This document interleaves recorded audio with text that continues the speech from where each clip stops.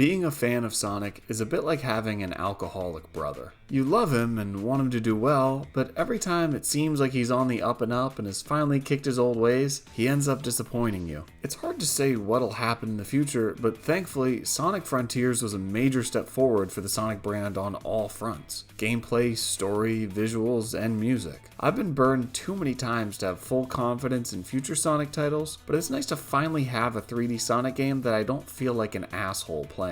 See, throughout the last 20 years or so of 3D Sonic games, there have always been a handful of titles that people describe as the ones that are actually good. Sonic Adventure 1, 2, and Sonic Heroes get brought up a lot as the classic era of 3D Sonic, and while there's a lot to like about these games, I think a lot of the love for them can be chalked up to nostalgia. Like, trust me, I grew up playing Sonic Adventure 2 Battle like crazy. I love it, but going back and dealing with those treasure hunting stages is not a fun time. These games are host to some nice visuals and charming stories, but the controls and the camera weigh them down like a rusty anchor. Following these titles was the 2006 game Sonic the Hedgehog, commonly known as Sonic 06. Now, this is a terrible game, don't get me wrong, but I find it absolutely fascinating. It's incredible just how much went wrong with it, and you won't really understand it until you've played it yourself. It's layer upon layer of awful game design, a bizarre story, terrible translations, and more bugs than an ant farm. The mistakes are unending. It's a masterpiece of disaster, a horrendous game that's endlessly interesting. Post-Sonic 06 ushered in a time known as the Boost era, with titles like Sonic Unleashed, Colors, and Generations. Sonic Unleashed is the definition of a mixed bag. The daytime stages where you play as regular Sonic are pretty good, but the Werehog stages drag on with boring, basic combat. I've always thought it would have been a lot better received if you played as Knuckles instead of the Werehog, and it was released as Sonic and Knuckles 2. The game might not have actually been any better, but it would have been more appealing. Colors and Generations have always been held up as some of the best modern 3D Sonic games. I played Generations around the time it came out and thoroughly enjoyed it, but Sonic Colors always eluded me. I think it's mostly because it came out on the Wii in 2010. By that time, I had moved on to HD systems and wasn't too eager to use the Wii outside of the occasional Nintendo first-party title. The Boost era continued up through the release of Sonic Forces, with a slight detour in titles like Sonic Lost World and Sonic Boom. I feel like these two games have just totally disappeared from existence. I never see anyone talking about them. But thankfully, this era came to a close with the release of Sonic Frontiers in 2022, with the series shifting to a more open-ended format. But there was one more Sonic game that came out before Frontiers, Sonic Colors Ultimate, released on September 7th, 2021 for the Nintendo Switch, PlayStation 4, Xbox One, and PC. Why it was only released for last-gen systems a year into the next generation's life is a strange choice, but hey, this is Sonic Team. Strange choices are their forte. Seeing as Sonic Colors was always lauded as one of the good 3D Sonic games, I was eager to play it. Well, eager enough to play it 2 years after it came out when it went on an Amazon sale for $16.82. Not a bad deal. So, as a self-admitted Sonic fan, about to play a Sonic game with a good reputation, I was ready to enjoy it. And did I? Short answer, no. Long answer, not really. The main problem I have with Sonic Colors is that it's viciously dumbed down and very clearly aimed at small children. And look, at the end of the day, all Sonic games are made for kids. The reason a lot of adults still play Sonic games is because they got into them when they were kids. But Sonic Colors just takes it too far. Titles like Shadow the Hedgehog and Sonic 06 definitely go too far into the grimdark, edgy side of the Sonic universe, so it makes sense that the developers would try to distance themselves from that. But the way Sonic Colors handles it feels like an overcorrection. The most obvious example of this is the dialogue, which is so unfunny and annoying that it feels like it was ripped out of an old Nickelodeon show that got canceled after half a season. Sure. So anyway, they're either being used for their magical powers by an evil man, or to make underwear to be worn by Sally. The only people I can imagine laughing at these jokes are little kids, and a lot of little kids do like Sonic. But Sonic is a series that's over 30 years old at this point. The developers have to know that no matter what, there's going to be a pretty sizable adult audience for any Sonic game, so it could stand to be a little bit more sophisticated. And look, when I play a game from a franchise like Sonic or Mario, I'm under no illusion that the primary audience isn't children. But for plenty of games that target kids, there's a lot there for adults to also enjoy. When I play something that's so clearly intended for younger audiences, it makes me feel kind of creepy, like I'm a grown man running around a playground. The last Sonic game I played before this was Sonic Frontiers, which offers much better writing and performances. A lot of the jokes are genuinely funny. What is your end goal? It varies. Sometimes it's a spinning sign, sometimes it's a big old ring. Plus, there's a lot of references to events from past Sonic games, which is a really nice touch for longtime fans. After reviewing your entire campaign history, I have found the most optimal course of action is to create an alliance with Sonic. What? But together you stopped the Ark, overcame Neo Metal. You... I don't want to hear it.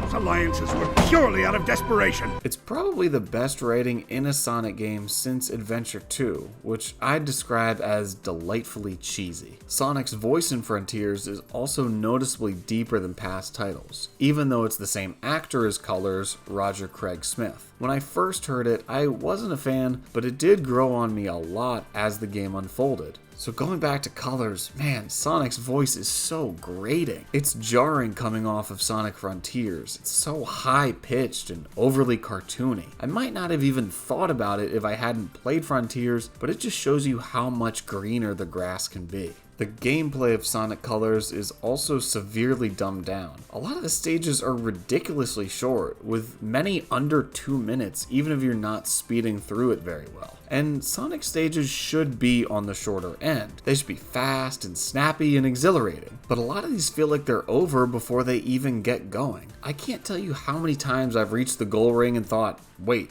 that's it? That was the whole level? All stages are divided up into different worlds and laid out on individual world maps that give me feelings of heavy inspiration from New Super Mario Bros. But all stages are unlocked in the same order. There's no secrets or alternate paths you can take. So what's even the point of these maps? Overall, the difficulty of the game is quite low. That's not to say that a Sonic game should be super challenging, but there's way too many times the game treats you like you've never played a video game before.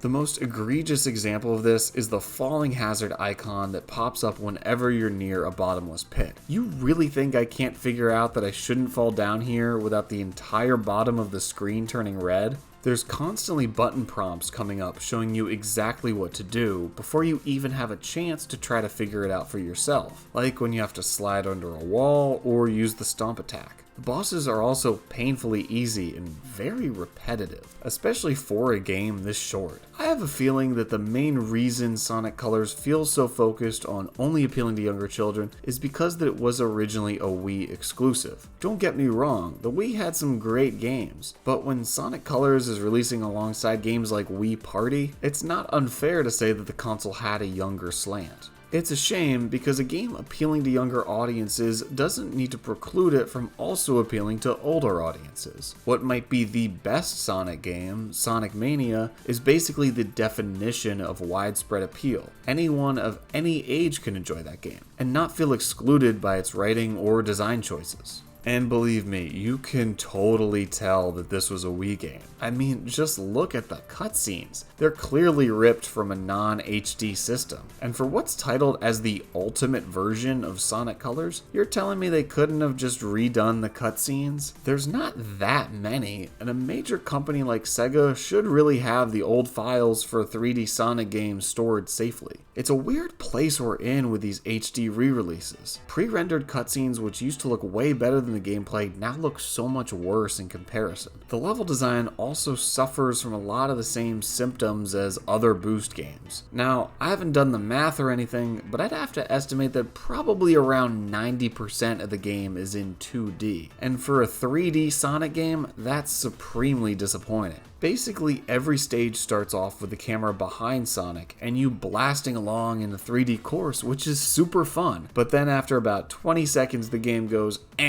just kidding, this is another 2D level, sorry bud. Sonic Unleashed, Generations, and Forces do this a lot too, but for Sonic Colors, it's particularly obnoxious. If Sonic games are supposed to be about going fast, keeping the vast majority of the game as a subpar 2D side-scroller is a poor decision. Sonic's controls just aren't well designed around 2D platforming. His jump feels oddly floaty, and the distance on the homing attack is way too large, resulting in you zooming all the way across the screen constantly when you're just trying to double jump.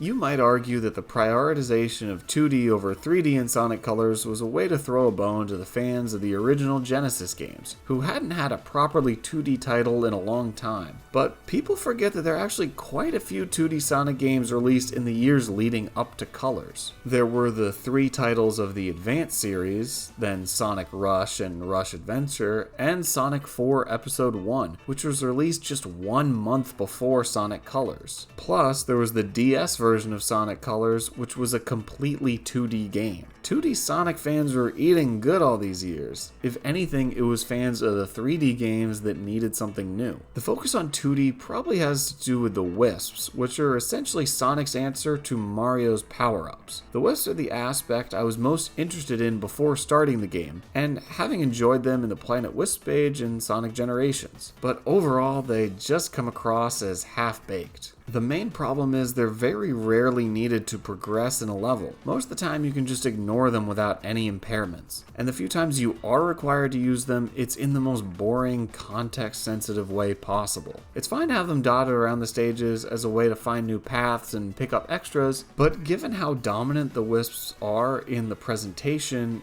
even down to the title of the game, you'd expect them to be a little bit more fleshed out. These criticisms aren't to say that the game is all bad though. The aesthetics of the levels are really nice, especially in the Ultimate version. They're much more abstract than that of previous games, which fit in well with the story. Some of them remind me a bit of Mario Kart courses, at least for the brief moments that they're in 3D. The Ultimate re-release also makes the wise choice to do away with traditional lives. Instead, you can pick up these Tails power-ups, which drop you off at the same point you were just at when you die. It's a smart way to reward players who go out of the way to get these bonuses while also making it more modern. In recent years, lives have proved themselves to be an outdated mechanic, a dusty holdover from the days of arcades. The only negative for these is it gives us this soundbite from Tails, which I'll never feel comfortable hearing. Oh, Sonic! And then there's the music, which is downright fantastic. I don't know how, but it seems like it's basically impossible for a Sonic game to have bad music, no matter how poorly thought out or uninspired the gameplay is. It's like Sonic Team made a deal with the devil back in the early 1990s, trading consistently good gameplay for always great music. But sadly, these few pros don't do enough to outweigh the many cons. It's hard to recommend picking up this release of Sonic Colors, especially when you have the best 2D Sonic game, Mania, and the best 3D Sonic game, Frontiers, available on the same platforms. And if you're willing to step outside of the Sonic universe, there's a million indie and Nintendo 2D platformers that are way more fun. And if high-speed action is what you're looking for, you're better off playing something like Cruisin' or one of the dozens of kart racers released each year. Maybe Sonic Colors was a good game for the Wii, or maybe it was a good game for 2010. But on the current generation of systems in the 2020s, there's just so many better options. I'm all for older titles being re-released, and it's important to make games available for younger audiences that might not have gotten the chance to play them during their initial run. But just because a game is re-released, that doesn't make it worth playing. Even at a steep Amazon discount, you're not just paying with your money, you're also paying with your time. And unfortunately, when it comes to your most valuable commodity, Sonic Colors simply isn't worth it.